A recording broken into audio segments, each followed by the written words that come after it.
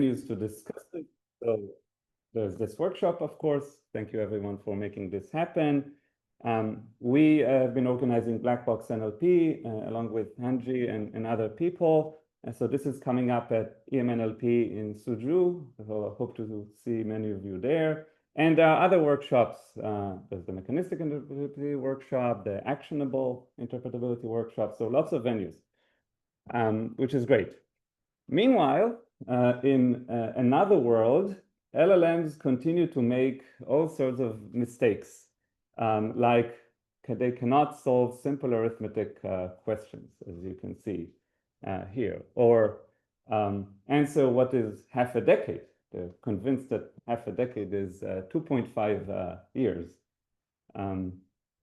Or they cannot even count objects and images, right? So what's the number of legs in this zebra? GPT-5 thinks it has 4 legs, but you can count and see what you think. Also, meanwhile, in another world sort of parallel to interpretability world, LLMs are used everywhere in very complex scenarios and tasks. We all use them every day. These are some examples from the recent Claude Sonnet blog post. So you can see that these models are very good at things like agentic coding, terminal coding, computer use, visual reasoning, financial analysis. So real world reasoning and planning tasks. But I would argue that interpretability so far has not been relevant to these tasks almost at all. And so I hope that this workshop makes a step toward this. So today I'll talk a bit about what interpretability is good for, and how to reach this, state of affairs where we can impact how people use language models in more flexible scenarios. So I would say that interpretability is good for at least two different things. One is to draw scientific insights about how models work. And the other one is for fixing problems with these models. So I want to show you an example today. For the first one, we'll say something about the question of memorizing versus generalizing in LLMs. And then a couple of results on fixing problems. I'll talk about the modality gap in vision language models and how to remove problematic knowledge. And then at the end, I'll say a few words about how to move forward and how we can scale up this research line, which I think is a major challenge for the interpretability community. Okay. And to do that, we'll talk about some standard evaluations and algorithmic improvements that we've been working on. So let's start with scientific insights.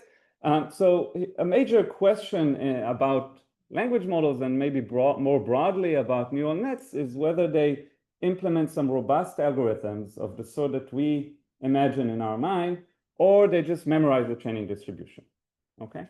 So we'll study this in the simple case of arithmetic. So the setup is that we have a prompt like this, and we feed it to the model and get an answer, and it gets the answer correctly. We want to know what's going on inside the model. So the plan of attack is such: we're going to first localize the arithmetic computation in the language model, finding the specific components that are responsible for achieving this, and then we'll explain how it works. So by explaining how it works here, I mean, we will try to find an algorithm. Okay.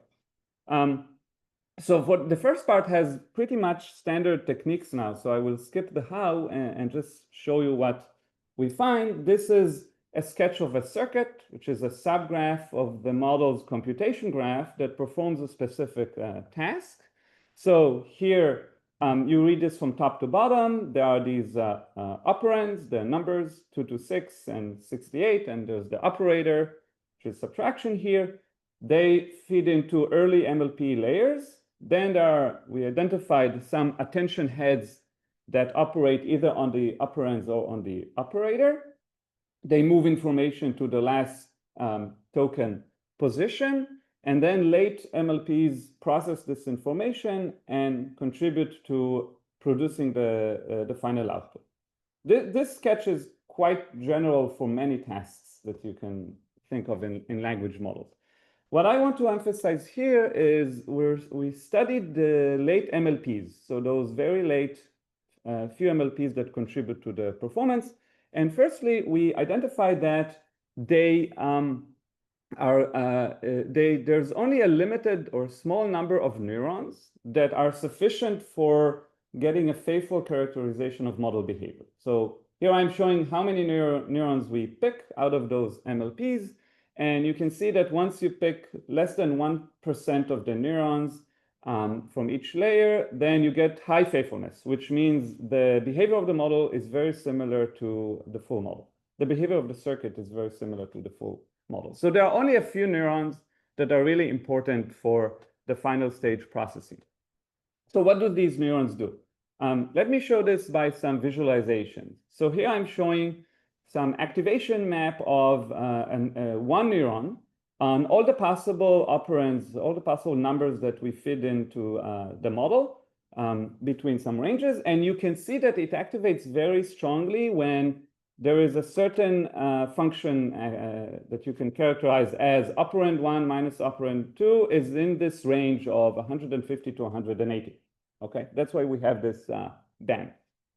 So that's kind of a pretty strange behavior, but that's what we see on this neuron. And here's another example. What does this neuron seem to do? This one ignores operand 1 completely. It's always active. But then for the second operand, when it's within a certain range after you divide by 50, it's very active. So there are many such patterns. Here's another one. That's kind of a weird one. You take the difference between two operands, divide by 10, you get 8. Okay. So all of these neurons, they implement something that you can say is some shallow surface pattern or a shallow heuristic for the input and how it contributes to the output.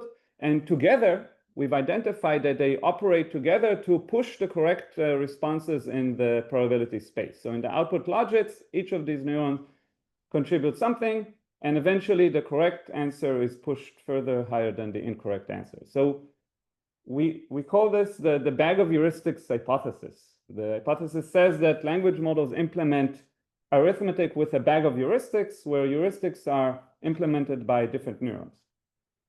So coming back now to the question of what these models do they use some robust algorithm or just memorize? I think that this bag of heuristics idea is a bit of both. It's not one robust algorithm like we've learned in school, but it's also not just plain memorization. It might be a bit of both, combining many memorized rules or patterns. And I think this has some, this finding has some broader implications beyond arithmetic. Firstly, just being able to improve the arithmetic skills or maybe other skills might require quite fundamental changes to how we train these models and how we build them to be able to get more robust algorithms and behavior.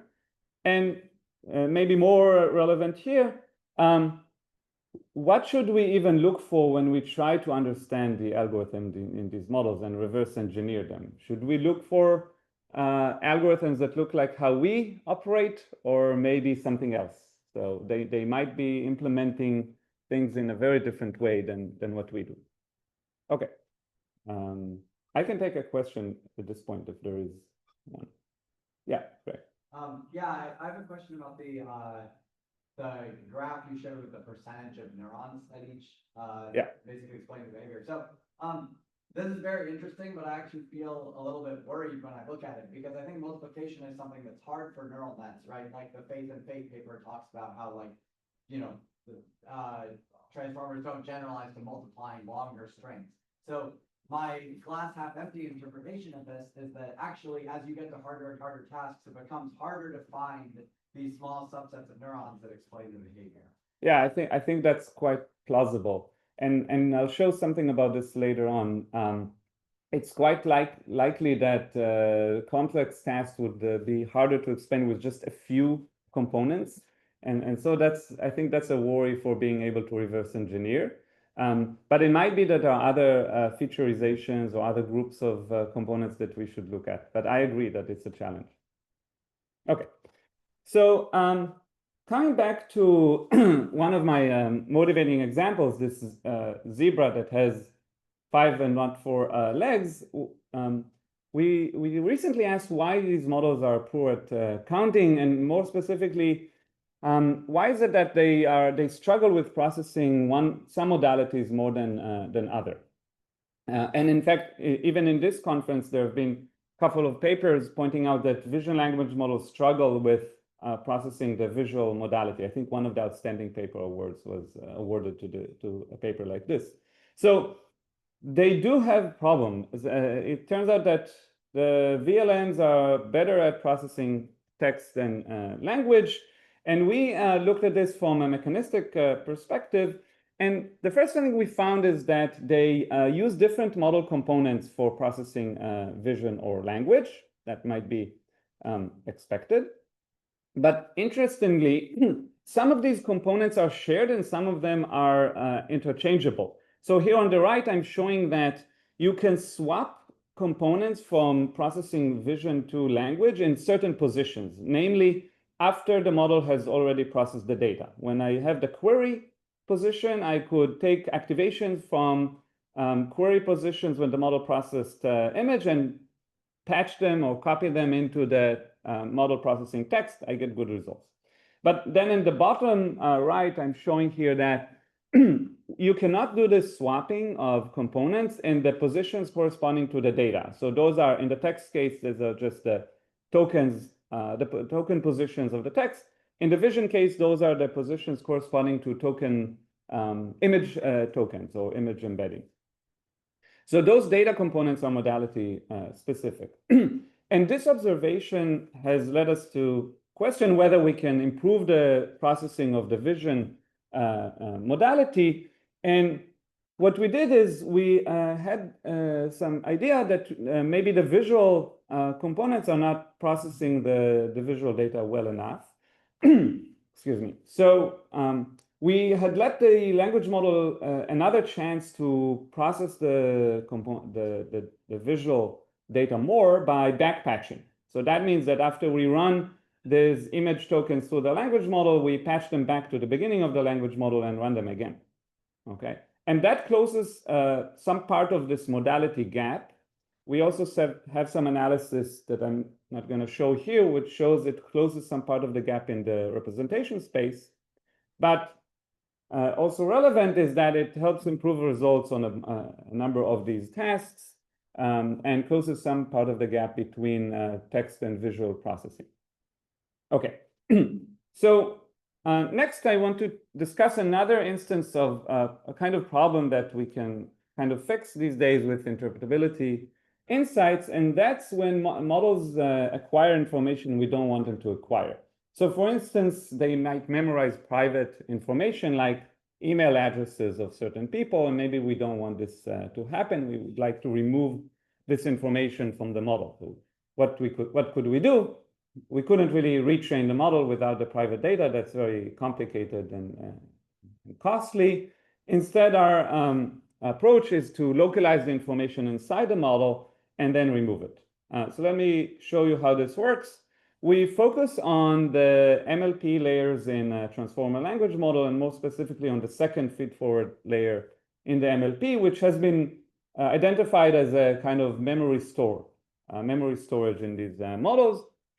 And we notice that you can look at specific vectors, weight vectors in this MLP, and project the weights to the vocabulary space. So if you know logic lengths, who here knows logic lengths? Yeah.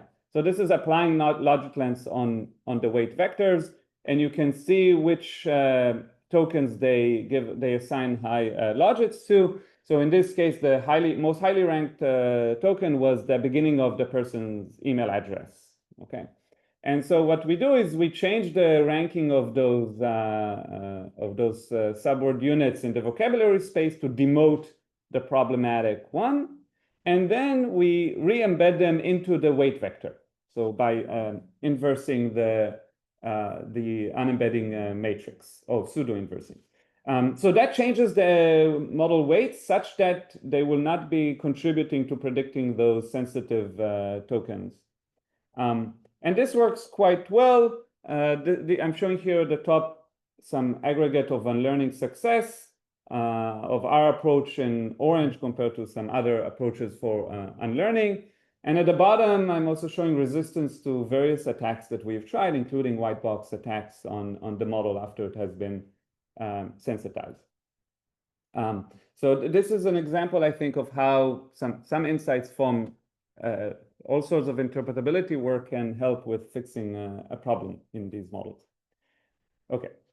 Let me give you another example from the world of unlearning. Other than private information, the models also acquire what you can say is unsafe information. So for instance, you can prompt a model to tell you how to make a virus, and it might just give the result. So we wouldn't want to do that.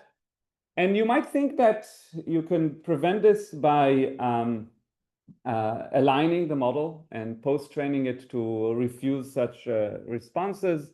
And that works often, but unfortunately, preventing outputs is not the same as removing harmful knowledge. And so with sophisticated prompting, you can jailbreak models. So my student Tomer, after he prompted GPT-5 for some time, it was willing to disclose how to make problematic viruses with, I'm only showing here a little bit, and you don't need to read all the information. The point to make is there's a lot of detailed information out of a very long recipe, okay? So the problem still persists because we didn't really remove the knowledge.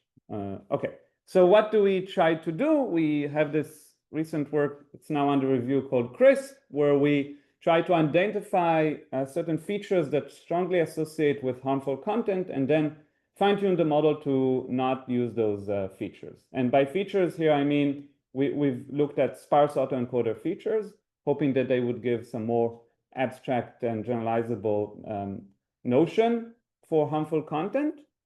And so these are the two steps. First, identify those SAE features that are very highly activated with harmful content, and then fine-tune the model to not activate those features. Okay, so let me illustrate these features. So here I'm showing every dot is one SAE feature, and the axes show counts of how often the feature activates on either benign texts or target texts. Target texts are texts that have potentially harmful content.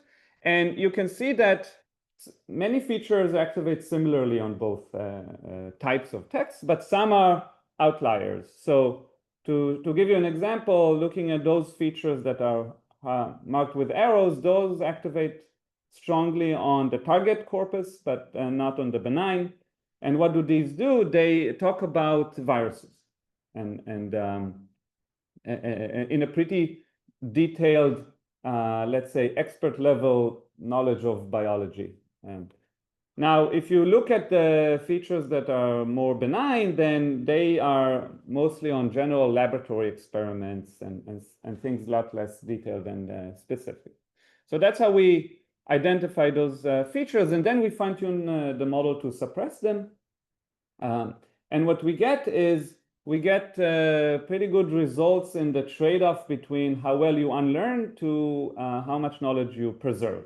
So, which is an important trade-off to make in unlearning. So here we want to be close to this asterisk, this star, the ideal unlearning. Ideal unlearning is when we unlearn well, meaning our accuracy is low on the things we don't want to know, but we retain a lot of capability on the things we do want to know. And we are showing here the trade-off with the blue.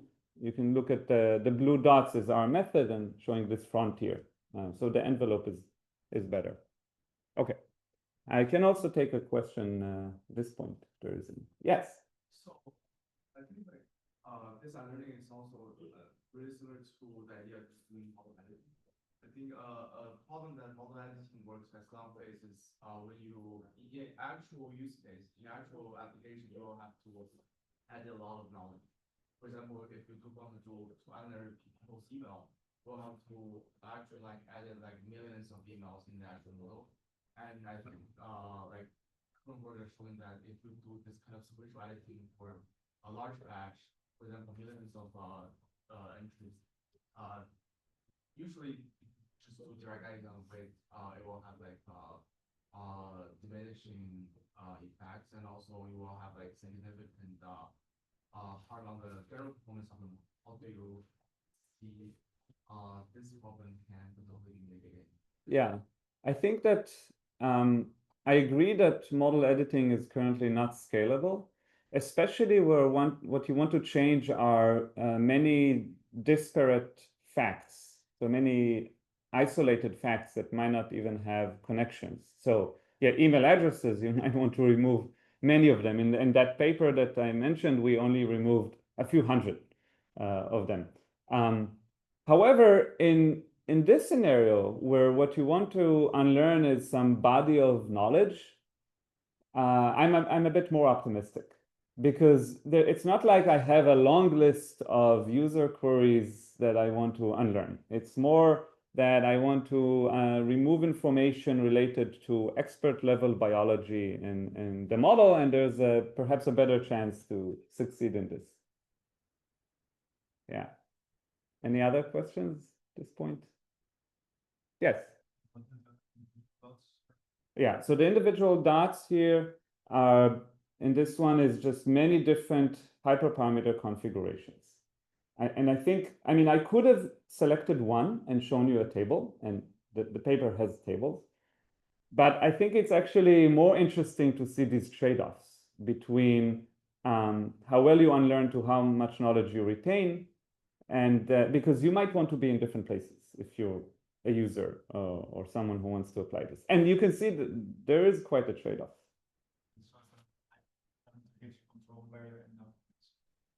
Yeah, so the hyperparameters control where you end up. If you apply very strong unlearning, you will remove the knowledge more, so you'll move more to the left here, but you'll also go down. Yeah. Yes.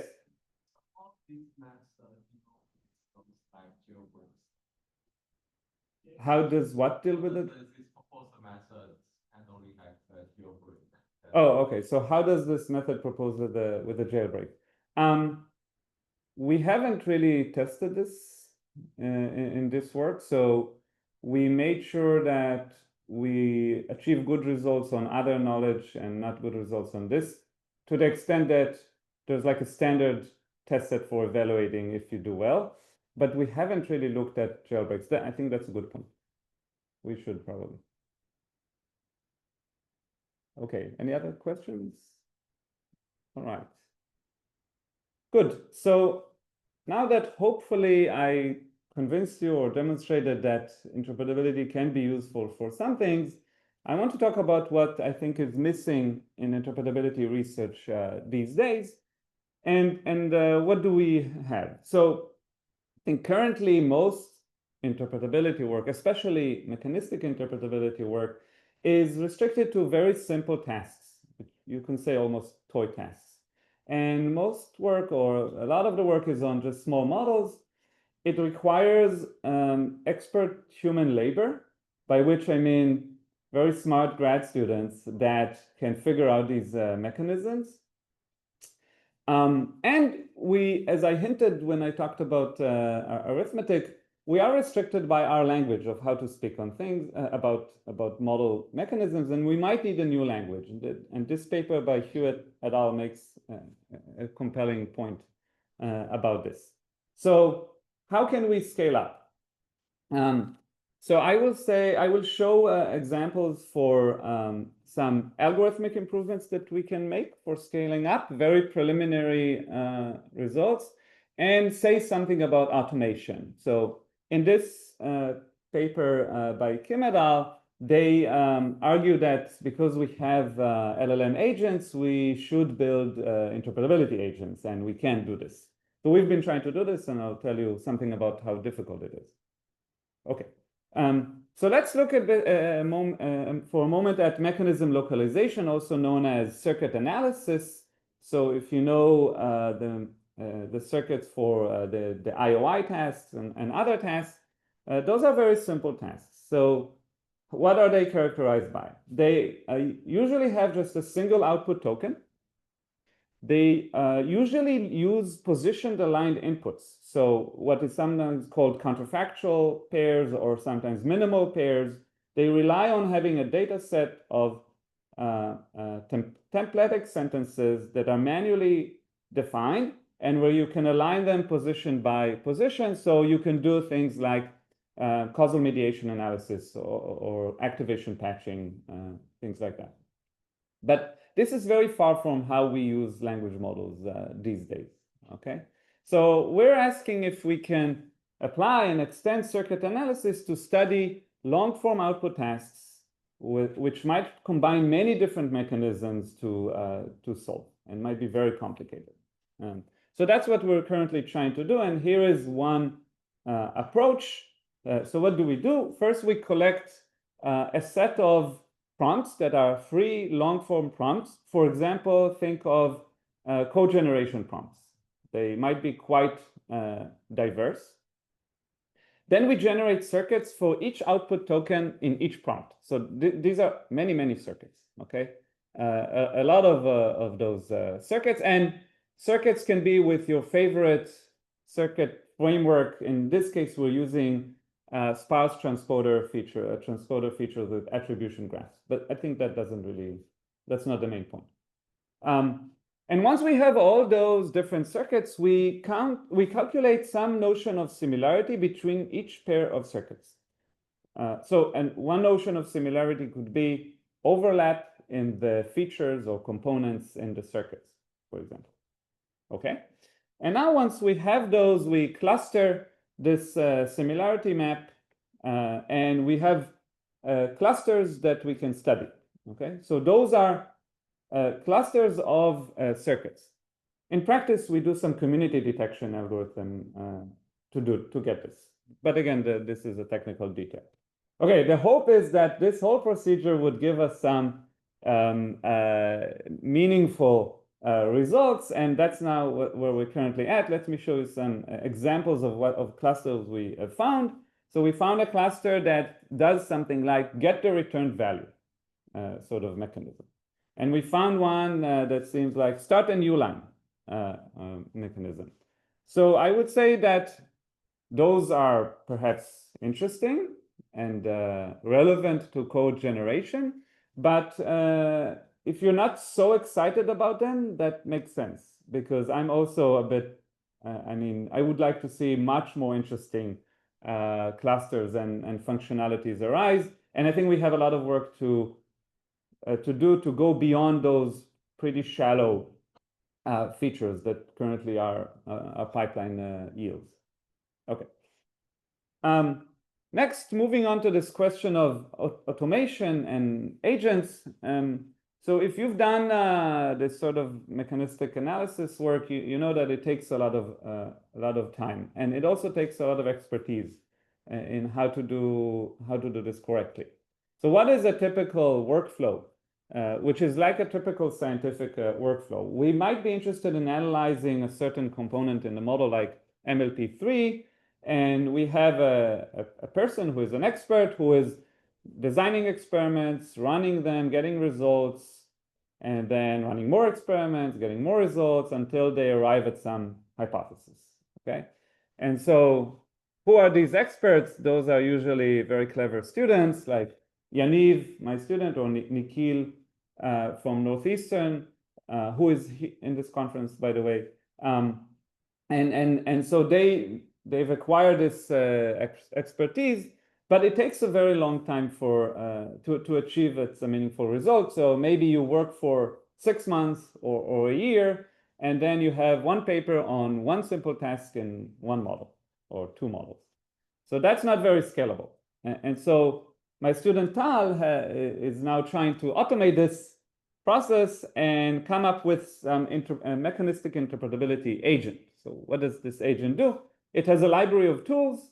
It can design experiments. It can raise hypotheses, try to refute some hypotheses and reiterate on this and so on, and until it yields some final hypothesis. And all this is under the hood. There is some LLM. We use Claude to do all this. So we've built this agent, and it can give you some interesting findings, like this is in the IOI task, which is like a common task in interpretability. If you don't know it, it's fine, doesn't really matter. But you can see this sounds kind of reasonable. A certain head implements early coreference resolution by splitting attention between the first and second mentions of the same person, and so on and so forth. If you know this task, this kind of makes sense to a person. And the agent can also give a detailed analysis with the findings that support this. So we were very happy initially. But then we dug a bit deeper, and when we tried to evaluate the quality of these explanations, it turns out that there are certain pitfalls. For instance, Claude really knows the circuit very well. So it has memorized a lot of information about this task that we're studying from its pre-training, I guess. And so if you prompt it really hard, it can just give you the entire explanation. And that means that it already has too much knowledge. So it's kind of flawed for evaluation. So we might need newer tasks. But when you go to a new task, you don't have a ground truth. So how do you evaluate when you don't have a ground truth? And we have some ideas about which user studies to apply in this case. And that's something we're currently working on. If someone is interested in this, please let me know.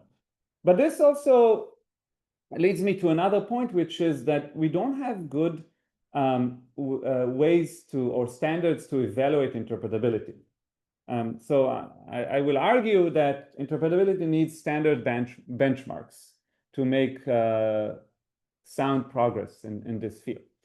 And so toward this, we recently developed the a mechanistic interpretability benchmark, which we call MIB.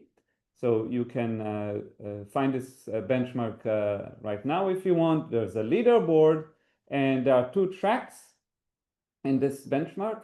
There's a circuit localization track, which is given some target task and some target model, find the subgraph or the circuit or subgraph that implements this task to a faithful degree.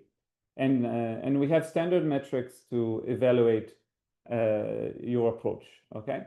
And we have another track, a causal variable localization track, which means, which aims to ask, can you hypothesize some causal model for how this task is solved and map between your causal model to the language model, and how well can you do this? And so we have another measure of faithfulness. So these 2 tracks, I think, cover quite a large ground of mechanistic interpretability work that you can do. If you like SAE features or other features, you can featureize and submit to the second track. If you like component level analysis, you can submit to the first track. In either case, you submit your discovered mechanism, we evaluate it and report the results on the leaderboard. Okay, so we hope this will drive more progress toward more standard evaluations in the field. So with this, I would like to kind of reiterate the contributions or the important points here, which is the first, that interpretability can yield scientific insights about language models and deep learning in general. And the second is that to support real-world usage, we need to scale up interpretability research. And to do this, we need new algorithms, new tools, maybe even a new language to talk about mechanisms and interpretability in language models. I also want to mention that, kind of point out to some other questions. So if you're interested in faithfulness of thinking models or chains of thought, then there will be a talk by Anna here at noon.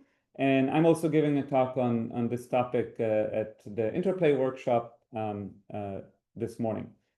So I would like to thank many students at the Technion who have worked on these problems, and also some other collaborators that are mentioned here. And I'm happy to take more questions.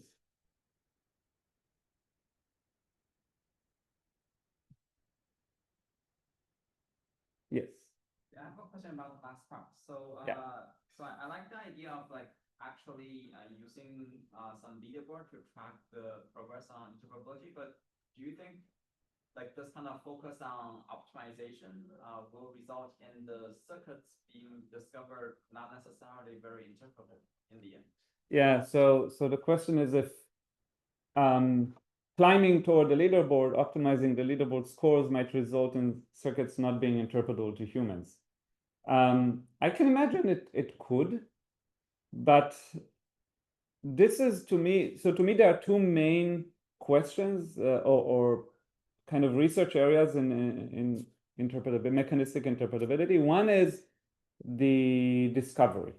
So what are the relevant components or features? And the other one is explanation. What do they do? What are the roles that they implement? So this benchmark is just focused on, I would say, more focused on the discovery. Although the second track there is also imposing some high-level human explanation. So if you have some hypothesis, you can test it. There is perhaps a completely separate question of don't come with a hypothesis, automatically derive the explanation, which is like what our agent tries to do. And their evaluation is very hard. And I don't have a good answer how to build a benchmark for this, but this would be an excellent thing to study. Any other questions? Okay. Thank you.